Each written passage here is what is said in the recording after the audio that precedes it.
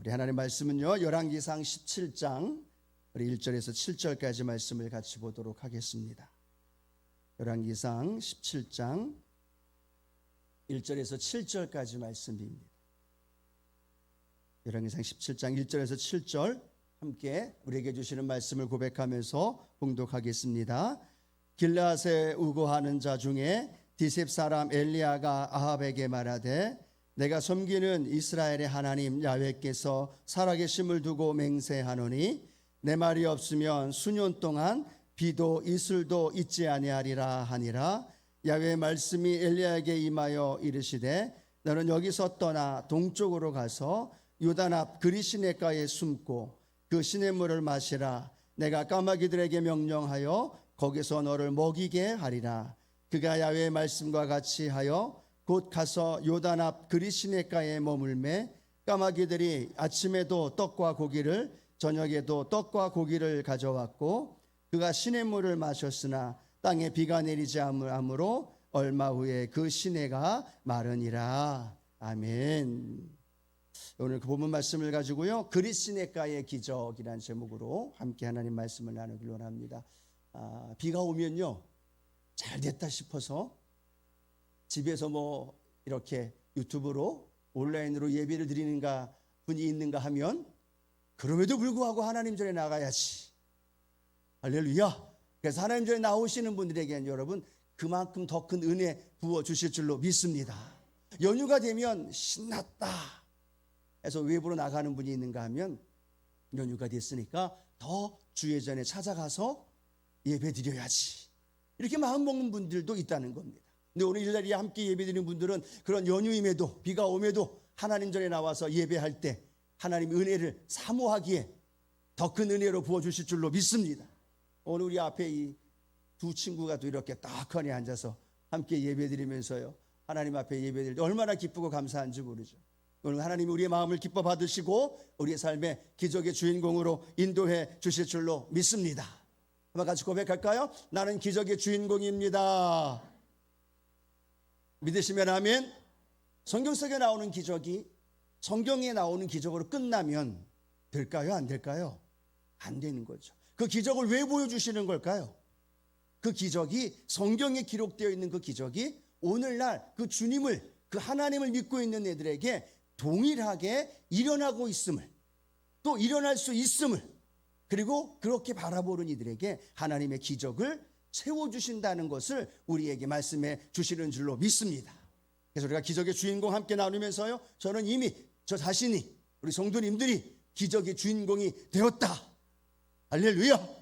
그리고 기적의 주인공이 오늘만이 아니라 계속해서 함께 걸어가면서 우리 주변에 있는 이들에게도 그 놀라운 역사가 나타날 줄로 믿습니다. 오늘 본문 우리가 잘 알고 있는 것처럼요 엘리야가 바알을 섬기고 있는 아합 왕에게 이렇게 말을 합니다. 내 말이 없으면 앞으로 수년 내에 비와 그렇게 이슬이 내리지 않을 겁니다 라고 말하면서 아합 왕에게 전면전을 선포합니다. 그리고 나서 하나님 말씀에 의해서 요단 동편에 있는 그리시네가로 도망을 가게 돼요.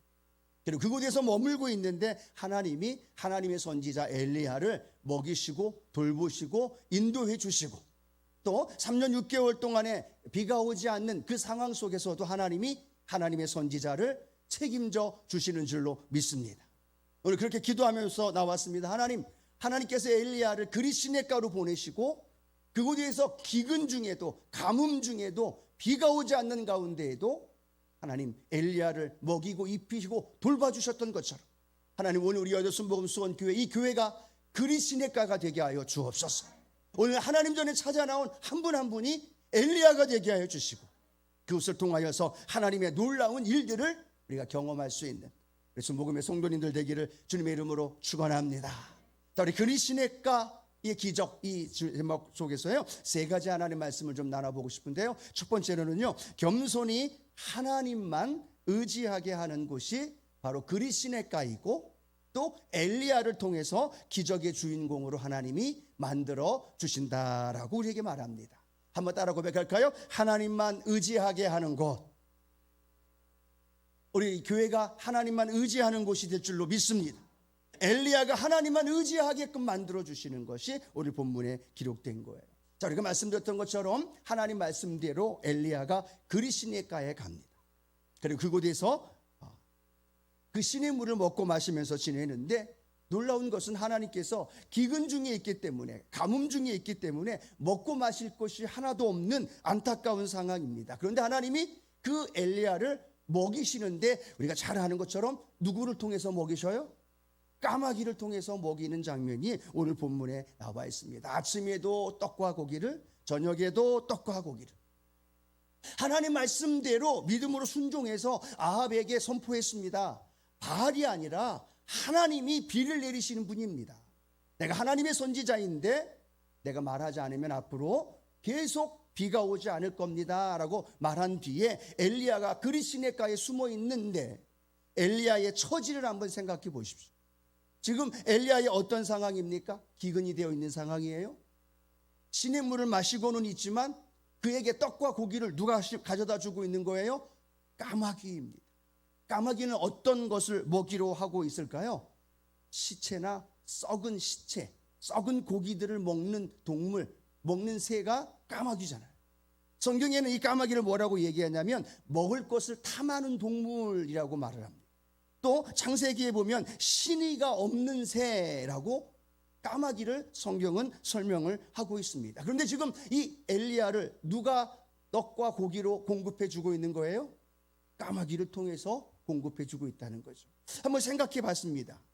내가 만약 엘리야라면, 기근을 선포했고 기근으로 지금 모든 나라가 어려움을 겪고 있고 그리시네가도 말라가기 일보 직전인데 자기가 먹고 살고 있어야 되는 그 상황 속에서 신의가 없고 먹을 것을 탐하는 새, 썩은 시체나 썩은 것을 먹을 수밖에 없는 부정한 새를 통해서 자기가 지금 떡과 고기를 공급받고 있는 엘리야의 모습, 어떤 모습일까요?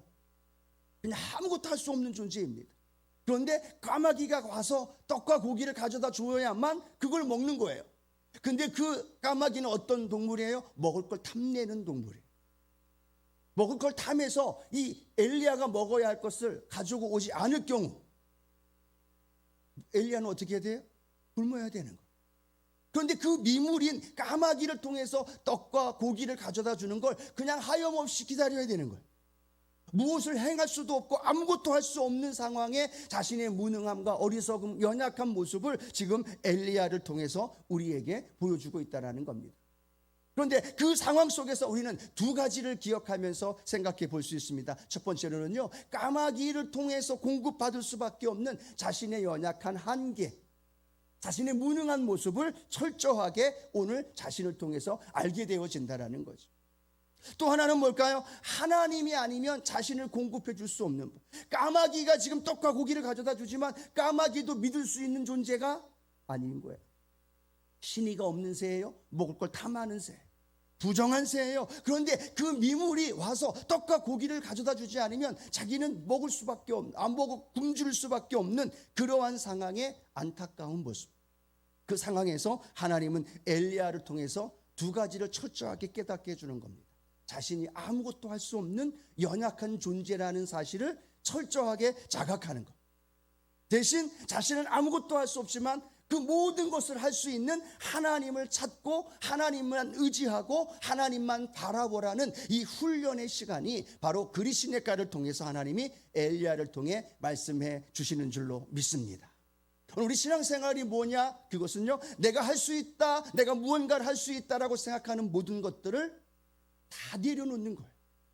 그리고 그 나는 아무것도 할 수 없지만 오직 하나님만 하실 수 있습니다 라는 것이 고백되어지는 것, 그것이야말로 신앙의 모습이고 신앙생활을 하고 있는 저와 여러분의 삶의 모습이어야 될 줄로 믿습니다. 오늘 우리가 여기 나와서 하나님 앞에 예배드리는 이유가 뭐예요? 나는 아무것도 할 수 없습니다. 그런데 오직 하나님만 하실 수 있습니다. 이걸 고백하는 시간이 예배가 되어지는 거고 하나님 앞에 기도하면서 하나님 앞에 나아갈 수밖에 없는 우리의 모습이라는 거죠. 그런데 이스라엘 백성들은요, 우리가 잘 알고 있는 것처럼 하나님과 바알 사이에 머뭇거리고 있는 거예요. 양다리를 걸치고 있는 거죠. 틈만 나면, 시간이 되면, 환경이 되면, 상황이 되면 언제든지 바알을 붙들 수 있고, 또 그렇지 않으면 언제든지 야훼 하나님을 찾을 수 있는 조건, 이 두 가지 사이에서 머뭇거리고 있는 이스라엘 백성들을 향하여 엘리야는 뭐라고 얘기합니까? 너희가 언제까지 머뭇거리려고 하느냐? 하나님이든 바알이든 둘 중에 하나 선택해라. 오늘 이 자리가 하나님만을 선택하는 믿음의 예배가 되어질 줄로 믿습니다. 그리시니까 아무것도 할 수 없습니다. 그런데 오직 하나님만 바라볼 수 있습니다. 이것이요, 훈련되고 견디어내고 하나님 앞에 의지하면서 나아가는데요, 어떤 일을 이룰 수 있느냐? 오늘 본문은 열왕기상 17장입니다. 그런데 여러분, 열왕기상 18장은 어떤 장일까요? 우리가 잘 알고 있는 갈멜산에서 바알 선지자 850명과 함께 싸우는 갈멜산의 영적 전쟁이 벌어지는 장이 18장이라는 겁니다. 무슨 의미일까요? 그리 시내가에서 아무것도 할 수 없습니다. 그런데 하나님이 공급해 주는 한낱 미물인 그 까마귀를 통해서 공급해 줄 수밖에 없는, 그럼에도 하나님을 붙들 수밖에 없는 엘리야가 훈련되어질 때, 그 다음 18장에 나오는 갈멜산에서 그 강한 바알 선지자들과의 영적 전쟁에서 이길 수 있는 힘이 바로 오늘 본문을 통하여 우리 가운데 깨닫게 해 주시는 줄로 믿습니다. 그것이 훈련이 되어져야 더 강한 믿음 안에서 우리는 영적 전쟁을 벌일 수 있고, 더 어려운 시대가 와도, 더 어려운 문제가 와도 우리가 넉넉히 이길 수 있도록 하나님이 우리를 인도해 주시는 줄로 믿습니다. 여러분, 이 예배가 나 자신이 이것을 할 수 있고 저것을 할 수 있고 무언가를 할 수 있습니다라는 것이 다 내려놓고, 나의 교만함을, 나의 자만함을 다 십자가 앞에 내려놓고 오직 주님만 하실 수 있습니다, 하나님만 하실 수 있습니다, 그 고백이 오늘 이 예배가 되어지기를 축복합니다. 이 말씀을 준비하면서 한 사람 인물이 떠올랐는데요, 바울이라는 인물입니다. 우리가 잘 아는 것처럼 그가 다메섹 도상에서 주님 만납니다. 그리고 아시아와 갈라디아 지역과 마게도냐에 가서 복음을 전하면서 교회를 세우고 제자들을 양육합니다. 그런데 성경을 읽다 보면 바울이 실족하거나 때로는 교만하거나 때로는 하나님, 예수님을 부인하거나 아니면 베드로나 다른 제자들처럼 그런 연약하거나 넘어지는 모습들이 성경을 통해 보여지지 않는다는, 그 이유가 뭘까? 곰곰이 묵상합니다. 신약 성경에 13권 이상을 성경을 쓰면서 많은 열매를 맺을 수밖에 없고, 그렇게 위대한 사도로서 하나님 앞에 쓰임받을 수 있었던 이유, 고린도후서 9장 1장 9절 말씀에 그 이유를 우리에게 이렇게 설명을 합니다. 고린도후서 1장 9절 함께 읽어봅니다. 우리는 우리 자신이 사형 선고를 받은 줄 알았으니 이는 우리로 자기를 의지하지 말고 오직 죽은 자를 다시 살리시는 하나님만 의지하게 하심이라. 믿으시면 아멘. 사도 바울이 교만하거나 자만하지 않았던 이유, 그가 계속해서 복음을 전하고 쉬지 않고 나아가서 복음을 전하며 교회를 세우고 제자를 양육하면서 하나님의 말씀을 기록할 수 있었던 이유, 그것은요, 성경은 이렇게 말씀합니다. 자신이 사형 선고를 받은 것처럼 살 소망이 없을 만큼 고난과 환난과 역경 속에서 계속되어지는 그 아픔과 고난이, 성경은 뭐라고 말씀하고 있습니까? 자기를 의지하지 않고 누구를 의지하기 위해서 죽은 자를 다시 살리시는 하나님만 의지하게 하려 하심이니라. 고난이, 때로는 환난이, 때로는 연단과 그 시험이 결국은 바울을 통하여서 자기를 의지하는 것이 아니라 하나님만 의지하겠다라는, 오늘 내게 다가온 고난, 내게 다가온 문제, 내게 다가온 어려움이 있습니까? 그 어려움과 고난과 문제가 오늘 우리가 하나님만 붙들게 하기 위하여 하나님 앞에 우리는 무릎 꿇어 기도하는 통로가 되어져야 된다는 거예요. 왜 이렇게 어려운 문제가 있을까? 아픔이 있을까? 물질적인 문제가 있을까? 건강에 문제가 있을까? 여러분, 그 문제를 통해서 우리는 내가 무언가를 할 수 있다는 것이 아니라, 하나님, 나는 아무것도 할 수 없습니다, 오직 하나님만 하실 수 있습니다, 하나님만 고쳐줄 수 있습니다, 하나님만 응답해 주실 수 있습니다, 그렇게 믿고 기도하면서 부르짖어 나아갈 수 있도록 하나님께서 우리를 만들어 가고 계시다는 것. 자, 그 다음에 고린도후서 1장 10절이죠. 그렇게 고백한 사도 바울은요, 이런 믿음의 고백을 합니다. 고린도후서 1장 10절 함께 읽어봅니다. 그가 이같이 큰 사망에서 우리를 건지셨고 또 건지실 것이며 이후에도 건지시기를 그에게 바라노라. 계속해서 뭐라고 고백하고 있어요? 그 사망에서 우리를 사도 바울과 함께하는 일행들을 건지셨다. 또 뭐라고 말씀하고 있습니까? 앞으로도 건지실 것이다. 그리고 이후에도 건지시기를 주님께 구하고 있다는 거예요. 오늘 저와 여러분의 삶의 현장 안에 이 고백이 우리의 고백이 되기를 축복합니다. 우리의 연약함과 문제와 어려움이 십자가 앞에서, 때로는 오늘 그리스도가 앞에 있는 엘리야처럼 오늘 우리가 하나님들에 나와서 부르짖어 기도할 때 이 기도를 통해서 하나님, 내 모든 것들을 다 내려놓고 주님만 붙들고 주님만 의지하며 살아가겠습니다. 그 고백을 하나님 앞에 나아가는 거예요. 왜 우리의 신앙생활에 우리의 인생을 광야로 성경은 의미하면서 영적으로 우리에게 깨닫게 해줄까요? 광야는 아무것도 없는 거예요. 우리가 할 수 있는 것, 우리가 먹을 것, 우리가 마실 것, 아무것도 할 수 없는 그곳이 광야라는 거죠. 하나님 우리 인생을 광야로 몰아가시면서 하나님이 원하는 건 딱 한 가지예요. 아무것도 할 수 없습니다. 그런데 하나님은 모든 것을 하실 수 있습니다. 이게 고백되어지고요, 이게 자각되어지고 하나님 앞에 진심으로 토하며 내려놓을 때 하나님은 우리에게 사도 바울처럼 엘리야처럼 하나님의 놀라운 길로 우리를 인도해 주실 줄로 믿습니다. 오늘 이 예배가 그 예배가 되기를 주님의 이름으로 축원합니다. 자, 두 번째, 오늘 그리스도가 엘리야를 통해 하나님 우리에게 무엇을 가르쳐 주시느냐 하면 불황 속에서도 우리를 세워주시는 하나님. 불황 속에서도 하나님은 그 그리스도가에서 이스라엘 백성들을 더불어서 엘리야를 먹이시고 인도해 주셨던 것을 우리에게 말씀해 줍니다. 여러분, 우리 신앙생활을 가면서요, 하나님을 어떤 하나님으로 알고 믿고 살아가느냐는 굉장히 중요합니다. 어렸을 때부터 때로는 신앙생활에 나가면서 내가 믿고 있는 하나님이 어떤 하나님인가를 알고 있는 것. 어떤 사람은요, 삶의 모습 속에서 하나님이 무서운 하나님으로 받아들입니다. 어떤 하나님은 공의로운 하나님으로만 알고 있는 분도 있습니다. 근데 성경을 통해서 오늘 우리에게 말씀해 주시는 하나님은 우리의 삶에 우리의 필요와 우리가 있어야 할 것들을 채워주시는 좋으신 하나님, 풍성하게 인도해 주시는 하나님, 그 하나님이 우리 하나님인 줄로 믿습니다. 오늘 본문 말씀 보십시오. 아합 왕에게 도망 다니고 있는 이 엘리야는요, 그 누구도 엘리야에게 식탁을 차려줄 사람은 아무도 없습니다. 엘리야 편에 들어서 엘리야에게 도움을 줄 수 있는 상황도 아닙니다. 왜냐하면 아합 왕을 통해서 엘리야를 지금 잡으려고 하고 있고, 엘리야는 기근 속에서 계속되어지는 도망자의 삶을 살아야 된다라는 거예요. 그런데 하나님의 방법은 어떤 방법이에요? 그 미물인, 자신의 것만 탐할 수밖에 없는 생물인 이 까마귀를 통하여서 하나님이 그의 필요를 채워주시고 먹여주시고 인도해 주시는 줄로 믿습니다. 오늘 4절 말씀에 보면요, 먹이게 하리라, 까마귀로 인하여 그를 먹이게 하리라 라고 말하는 이 단어는요, 그냥 먹는 것만 의미하고 있는 게 아닙니다. 부모가 자녀를 기르듯이 그 엘리야를 돌봐주시겠다라는 의미를 갖고 있다는 거예요. 단순히 떡과 고기를 먹는 것만이 아니라 그의 필요한 것들을 채워주신다는 거예요. 지극정성으로 부모가 아기를 돌보고 케어하고 먹을 걸 챙겨주듯이 하나님께서 엘리야를 그렇게 채워주시겠다. 오늘 저와 여러분도 하나님이 그렇게 인도해 주시겠다. 오늘 그 말씀이 오늘 저와 여러분을 통하여 말씀해 주시는 줄로 믿습니다.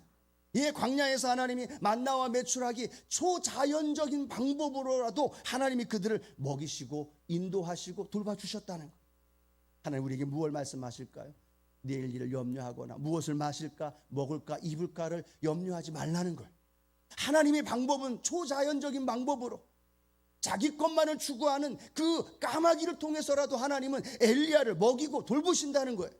그런데 왜 염려하느냐, 왜 걱정하느냐? 하나님께서 우리를 먹이시고 채워주실 줄로 믿습니다. 그걸 우리가 믿음으로 고백하면서 하나님 앞에 나아가는 것, 그것이 우리의 고백이라는 거예요. 자, 성경 말씀에 또 우리에게 이렇게 말씀하는 말씀 함께 한번 읽어볼까요? 시편 34편 10절 말씀입니다. 함께 읽어봅니다. 젊은 사자는 궁핍하여 줄일지라도 야훼를 찾는 자는 모든 좋은 것에 부족함이 없으리로다. 아멘. 젊은 사자는 궁핍하여 줄일지라도 모든 동물들을 먹을 수 있는 그 젊은 사자, 그 그 사자가 궁핍하여 줄일지라도 야훼를 찾는 자는 모든 좋은 곳에 부족함이 없으리로다. 어떤 하나님 믿고 계십니까? 부족함이 없도록 채워주신 하나님 믿으시면 아멘. 예, 우리에게 말씀합니다. 내 입을 10개 열라 내가 채우리라 라고 말합니다. 하나님의 집에는 궁핍함이 없다라는 겁니다. 그런데 우리는 궁핍한 하나님을 믿고 있지는 않는지, 하나님은 풍성한 식탁을 차려놓고 하나님은 아들 예수를 십자가에 내어주면서 우리의 가난과 저주와 모든 것들을 값을 지불하시면서 우리에게 다 주셨는데 우리는 무엇을 구하고 있나요? 우리는 무엇을 염려하고 있나요? 우리의 삶 속에서 크고 작은 일로 인하여 염려하며 불안해하면서 우리의 마음속에 슬퍼하고 있다면 오늘 우리의 삶을 풍성히 채워주시는 그 하나님이 오늘 우리 하나님이심을 믿으시기를 축복합니다. 하나님 까마귀를 총동원해서라도 하나님 하늘의 문을 열어주셔서 만나와 메추라기를 먹여주시더라도 지나가는 성도들을 통해 때로는 함께하는 성도들을 통해서도 공급해 주시고 인도해 주시는 하나님. 여러분, 눈에 보이는 것 없어도, 귀에 들리는 것 없어도, 손에 잡히는 것 없어도 하나님께서 채우시고 먹이시고 입혀주시고 하나님께서 역사해 주실 줄로 믿습니다. 지금까지 누가 먹이시고 입히시고 인도해 주셨어요? 여러분 스스로 하고 오셨나요? 여러분 스스로 먹고 스스로 돌보고 스스로 사업하고 스스로 했다라고 생각하시는 분 계시나요? 아니잖아요. 지금까지 하나님이 먹이시고 입히시고 돌보시고 채워주신 것 믿으시면 아멘. 그런 하나님 앞에 오늘도 우리가 기도할 때 하나님께서 채워주시고 응답해 주실 줄로 믿습니다. 자, 오늘 세 번째로는요, 순종하는 자를 하나님은 어떻게 하시느냐? 보호해 주신다는 사실. 한번 따라 고백할까요? 하나님은 나를 보호해 주십니다. 믿으십니까? 정말로 믿어야 돼요. 오늘 하나님께서는 이 3년 6개월 동안 도망자의 삶을 사는 엘리야를 하나님 그를 돌봐주시고 먹여주시고 지켜주시고 인도해 주셨다는 사실이죠. 그렇죠? 이 3년 6개월 먹을 것이 없는데도 그리 시냇가에서 돌봐주셨어. 그리 시냇가가 마르니까 사레르밧 과부의 집으로 인도해 주셔서 그곳에서 먹여주시고 인도해 주셨어. 아합의 손에 그가 잡히거나 어려움 당하지 않도록 하나님께서 붙들어 주셨다는 거예요. 여러분, 그렇게 하나님이 붙들어 주신 믿음이 있으니까 갈멜산에서 850명 앞에서 담대하게 야훼 하나님이 참 신입니다 라고 믿음으로 선포할 수 있었다라는 것. 오늘도 우리가 이런 믿음의 고백이 하나님 앞에서 이루어지기를 축복합니다. 사울이 왕과 함께 더불어 총동원해서 군대를 총동원해서 다윗을 잡으려고 합니다. 이스라엘 조그만 그 나라 땅덩어리에 온 군대를 풀어서 다윗을 잡으려고 합니다. 그런데 놀라운 방법은요, 다윗이 사면 초과에 있을 때 하나님은 하나님의 방법으로 다윗을 건져주시고 하나님 도리어 그 사울을 죽일 수 있도록 그 여건을 열어주시면서도 하나님은 다윗을 붙들어 주셨고 다윗의 삶을 통해서 인도해 주신 하나님은 다윗을 통하여 이렇게 고백할 수 있게 하죠. 하나님은 우리의 피난처가 되시고 나의 요새가 되시고 나의 피할 바위가 되시고 내 삶의 모든 것 되어 주십니다. 오늘 이 고백이 우리의 고백이 되기를 축복합니다. 자, 우리 신명기 32장 9절에서 10절 말씀 함께 이스라엘 백성들을 돌봐주셨던 하나님의 고백이죠. 함께 읽어봅니다. 야훼의 분깃은 자기 백성이라 야곱은 그가 택하신 기업이로다. 야훼께서 그를 황무지에서 짐승이 부르짖는 광야에서 만나시고 호위하시며 보호하시며 자기의 눈동자같이 지키셨도다.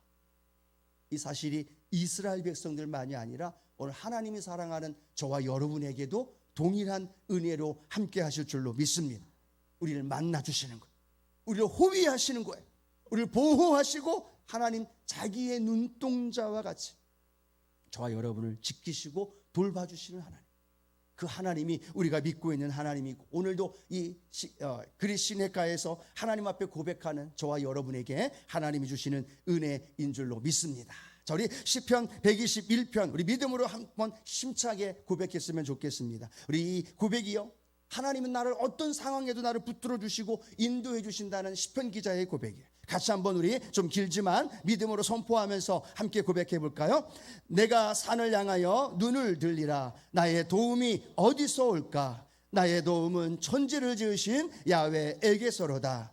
야훼께서 너를 실족하지 아니하게 하시며 너를 지키시는 이가 졸지 아니하시리로다. 이스라엘을 지키시는 이는 졸지도 아니하시고 주무시지도 아니하시리로다. 야훼는 너를 지키시는 이시라. 야훼께서 내 오른쪽에서 내 그늘이 되시나니 낮에 해가 너를 상하게 하지 아니하며 밤의 달도 너를 해치지 아니하리로다.